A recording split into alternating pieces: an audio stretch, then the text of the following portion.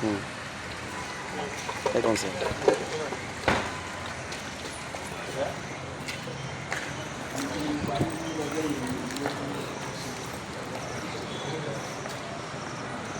C'est comme ça.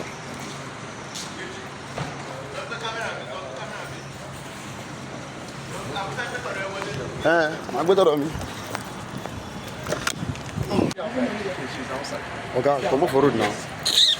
This move. Wait, do see it.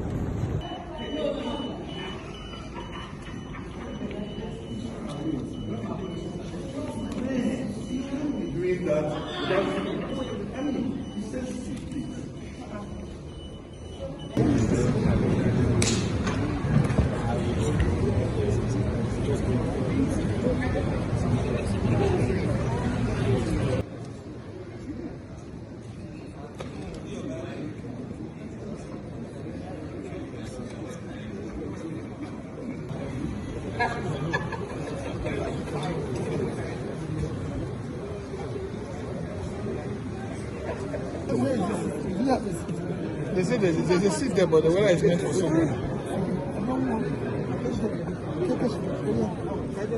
On WhatsApp.